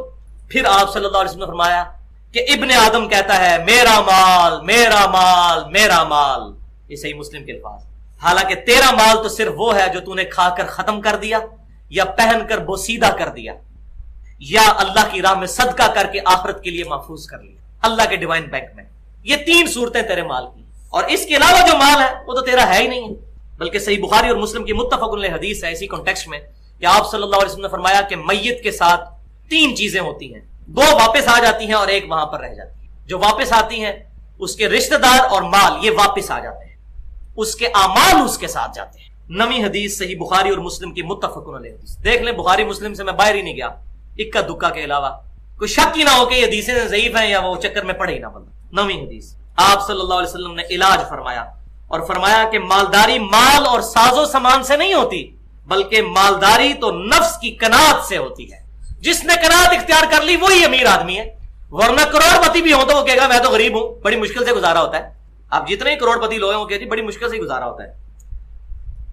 بلکہ صحیح مسلم میں حدیث ہے، آپ صلی اللہ علیہ وسلم نے فرمایا اس شخص نے کامیابی حاصل کر لی، 3 باتیں ارشاد فرمائی، یہ ہم بھی اپنے آپ پر اپلائی کر کے دیکھیں۔ نمبر 1، جس نے اپنے رب کی اطاعت اور فرما برداری اختیار کر لی۔ نمبر 2، اس کو بقدر ضرورت رزق ملا۔ اور نمبر 3، جو رزق اسے ملا بس اسی پر اس نے قناعت کر لی۔ یہ نہیں ہے کہ ضرورت سے زیادہ چیزیں حاصل کرنے کے لیے حلال اور حرام کی تمیز گنوا دی۔ اور پھر ساتھ ہی آپ صلی اللہ علیہ وسلم نے صحیح بخاری اور مسلم میں متفق علیہ حدیث اور ہے، آپ صلی اللہ علیہ وسلم نے فرمایا کہ اپنے مال اور سٹیٹس اور خوبصورتی میں کبھی بھی اپنے سے اوپر والے کو نہ دیکھو بلکہ نیچے والے کو دیکھو۔ اور صحیح مسلم میں حدیث ہے کہ آپ صلی اللہ علیہ وسلم نے فرمایا ہمیشہ اپنے سے کم تر کو دیکھو، یہی ایک ذریعہ ہے جس کے ذریعے تم اللہ کی عطا کردہ نعمتوں کا شکر بجا لاؤ گے، ورنہ تو ناشکرے ہو جاؤ گے۔ دیکھو کہ میں کروڑوں اربوں سے بہتر ہوں، دنیا میں لاکھوں لوگ ہیں جن کی آنکھیں نہیں ہیں، اگر آنکھیں ہیں تو میں لاکھوں سے بہتر ہوں۔ اس طرح ایک ایک نعمت کے اوپر غور و تفکر کریں تو اللہ تعالیٰ کی نعمتوں کا شکر ادا کرنے کو دل کرے گا۔ 10ویں حدیث صحیح بخاری میں آپ صلی اللہ علیہ وسلم نے فرمایا 2 چیزیں ایسی ہیں، اللہ اکبر، کنکلوڈ کر دی بات، 2 چیزیں ایسی ہیں جس کے بارے میں اکثریت غفلت کا شکار ہے، انڈر ایسٹیمیٹ کرتی ہے۔ نمبر 1 صحت اور نمبر 2 فراغت۔ صحت کو یوٹیلائز نہیں کرتی اور جو وقت ہوتا ہے اس کو یوٹیلائز نہیں۔ یہ 2 نعمتیں اللہ نے ایسی دی ہیں کہ اکثریت اس سے غافل ہے۔ اور اسی کی ایکسپلینیشن المستدرک للحاکم میں وہ مشہور حدیث ہے جو اکثر ہم پڑھتے ہیں، اور میں یہ سمجھتا ہوں کہ یہ پوری زندگی کے لیے ایک فریم آف ریفرنس یہ حدیث طے کرتی ہے، صحیح سند کے ساتھ المستدرک للحاکم میں ہے۔ آپ صلی اللہ علیہ وسلم نے ایک صحابی کو نصیحت کرتے ہوئے ارشاد فرمایا 5 چیزوں کو 5 چیزوں سے پہلے غنیمت سمجھو۔ نمبر 1، جوانی کو غنیمت سمجھو بڑھاپے سے پہلے۔ بڑھاپا آ گیا تو دل بھی کرے گا لیکن جسم ساتھ نہیں دے گا، عبادت کرنے پہ اللہ تعالیٰ کی راہ میں کوشش کرو۔ دوسرا، صحت کو بیماری سے پہلے۔ تیسرا، مال کو محتاجی سے پہلے، اللہ کی راہ میں خرچ کرو۔ نمبر 4، فراغت کو مصروفیت سے پہلے۔ اور نمبر 5، یہ کنکلوڈنگ بات ہے، زندگی کو موت سے پہلے۔ اب مجھے بتائیں کسی کو پتہ ہے کہ اس کی موت کب آئے گی؟ یعنی جو زندگی ہے اسی وقت اس کو یوٹیلائز کر کے آج ہی ڈیسیژن کریں کہ کھٹا لینا ہے یا میٹھا۔ مجھے اپنے استاد کی وہ بات یاد آ گئی، اشفاق احمد صاحب کی۔ ان سے کسی نے پوچھا کہ بتائیے کہ اللہ کے راستے پر چلنا یہ تو بڑا مشکل ہے، اس کے لیے تو بڑی ایفرٹ کرنی پڑتی ہے۔ تو انہوں نے کہا کہ نہیں بھائی، اس کے لیے صرف ایک فیصلے کی ضرورت ہے کہ کھٹا لینا ہے یا میٹھا۔ طلب سچی ہو اور پیاس جان لیوا ہو تو ہادی اور رہبر خود بخود چل کے تمہارے گھر تک آ جائے گا۔ طلب سچی ہونی چاہیے، اللہ تبارک و تعالیٰ خود آپ تک رہبر کو پہنچائے گا یا آپ کو اس شخص تک پہنچا دے گا جو آپ کو کتاب و سنت کے راستے پر چلائے گا۔ طلب سچی ہونی چاہیے، واقعی ایک فیصلہ ہے، اور میں یہ سمجھتا ہوں یہ ایک فیصلہ انسان کی پوری زندگی پر حاوی ہے، جس ایک لمحے میں ہم یہ ڈیسائیڈ کرتے ہیں کہ کھٹا لینا ہے یا میٹھا۔ اللہ اکبر۔ 10ویں حدیث، 10ویں بیان ہو چکی، 11ویں حدیث۔ اب یہ آخری 7 حدیثیں بالکل ایکسپلور کریں گی اس ایشو، صحیح مسلم کی۔ نبی صلی اللہ علیہ وسلم نے فرمایا اللہ کی قسم، دنیا کی زندگی آخرت کے مقابلے پر بس اتنی ہے کہ تم میں سے کوئی شخص سمندر میں اپنی انگلی ڈبوئے اور دیکھے اس انگلی کے ساتھ کتنا پانی لگا۔ یہ دنیا کی زندگی اور سمندر کی زندگی، آخرت کی زندگی نہ ختم ہونے والی، کوئی کمپیریزن ہی نہیں ان دونوں کا۔ 12ویں حدیث صحیح مسلم کی، آپ صلی اللہ علیہ وسلم اپنے صحابہ کرام علیہم رضوان کے ساتھ ایک گندگی کے ڈھیر کے پاس سے گزر رہے تھے، وہاں پر ایک چھوٹا بکری کا بچہ مردار حالت میں پڑا ہوا تھا۔ تو آپ صلی اللہ علیہ وسلم کوئی موقع نہیں جانا دیتے تھے اپنے صحابہ کو سمجھانے کا۔ فرمایا تم میں سے کوئی شخص ایک چاندی کے درہم کے عوض اس کو خریدنا پسند کرے گا؟ تمام صحابہ نے کہا یا رسول اللہ آپ 1 درہم کی بات کر رہے ہیں، آج سمجھ لیں کہ آج کے حساب سے 1 روپیہ سب سے کم تر چیز، ہم تو اس سے بھی کم تر پر اس کو لینے کے لیے پسند نہیں کریں گے۔ تو آپ صلی اللہ علیہ وسلم فرمایا اللہ کی قسم، اللہ کے نزدیک پوری دنیا کی اہمیت اس مردار بکری جتنی بھی نہیں ہے۔ اصل چیز والآخرۃ خیر وابقیٰ ان ھذا لفی الصحف الاولی صحف ابراہیم و موسیٰ۔ اور بھائیو ایک ہی کانٹے کی بات یونیورسل ٹروتھ تھا، پچھلی کتابوں میں بھی اور اس کتاب میں بھی، ابراہیم علیہ السلام کے صاحب میں بھی اور موسیٰ علیہ السلام کے صاحب میں بھی، کہ دنیا کی زندگی جو ہے یہ عارضی ہے، آخرت کی باقی رہنے والی ہے، نہ ختم ہونے والی اور بہتر ہے۔ 13ویں حدیث صحیح مسلم کی، نبی صلی اللہ علیہ وسلم نے فرمایا دنیا کی زندگی مومن کے لیے قید خانہ ہے اور کافر کے لیے جنت ہے۔ मोमिन के लिए फिर कैदे हैं, यहां पर शरीयत की कैद के अंदर अंदर जिंदगी गुजारनी है। काफिर के लिए जन्नत है, करे याशियां, जो मर्जी करता फिरे। तो अगर वाकई कोई मोमिन है, उसके लिए दुनिया की जिंदगी फिर एसेट नहीं होगी, लाइबिलिटी होगी। आखिरत की जिंदगी उसके लिए एसेट होगी। अगर हम फाइनेंस की टर्म में बात करें, 14वीं हदीस सही बुखारी और मुस्लिम की मुत्तफकुन अलैह हदीस है। अल्लाह अकबर। भाइयों, ये भी चंद इंप्रेसिव अहादीस में से कि आप सल्लल्लाहु अलैहि वसल्लम ने फरमाया कि अल्लाह ताला ने दोज़ख को शहवात के साथ ढांप दिया है, जिसको अगर मैं पंजाबी में ट्रांसलेट करूं ना तो वो सही है, कड़गा लगा दिया है कि शहवत के अंदर मुब्तला होकर दोज़ख तक इंसान पहुंच ही जाएगा। दोज़ख को शहवात के साथ ढांप दिया है और जन्नत को नागवार चीजों के साथ ढांपा हुआ है। जन्नत तक पहुंचने के लिए फिर नागवार चीजें हैं। गर्मियों के रोजे भी रखने होंगे, सर्दियों में नमाजें भी पढ़नी होंगी और फजर की नमाज मस्जिद में पढ़नी होगी, जो मुनाफिक पर भारी है। बुखारी और मुस्लिम की मुत्तफक़ुन हदीस है। रहमतुल लिल आलमीन का गाढ़ा फतवा है कि मुनाफिक पे ये दो नमाजें इशा और फजर भारी है, सल्लल्लाहु अलैहि वसल्लम। तो जन्नत को नागवार चीजों के साथ ढांप दिया गया है और दोज़ख को शहवात के साथ। इसकी ट्रू एक्सप्लेनेशन है, जिस तरह मैंने कहा था कि वो आयत मोस्ट अमेजिंग थी मेरे लिए, सूरह ज़ुख़रुफ़ की 33 से 35, कि अगर ये खदशा ना होता कि सारे ही काफिर हो जाएंगे तो हम काफिरों के घरों की छतें और उनकी सीढ़ियां चांदी की बना देते और उनके घरों के दरवाजे और सारे मामलात, उनके तख्त जो है वो चांदी और सोने के कर देते। लेकिन हमें डर था कि ये मामला हो जाएगा, खदशा था कि सब लोग ही काफिर हो जाएंगे। बिल्कुल उस लेवल की हदीस है। इसकी ट्रांसलेशन में जो बुखारी और मुस्लिम की एक्सप्लेनेशन में, जामिया तिरमिज़ी, सुनन नबी दाऊद और सुनन निसाई में सही सनद के साथ इसी हदीस की एक्सप्लेनेशन है जो बुखारी और मुस्लिम में है कि दोज़ख को शहवात के साथ ढांपा गया और जन्नत को नागवार चीजों के साथ। नबी सल्लल्लाहु अलैहि वसल्लम बयान फरमाते हैं, जब अल्लाह ताला ने जन्नत को पैदा फरमाया तो जिब्राइल अलैहिस्सलाम को कहा कि जाइए जन्नत को देखिए।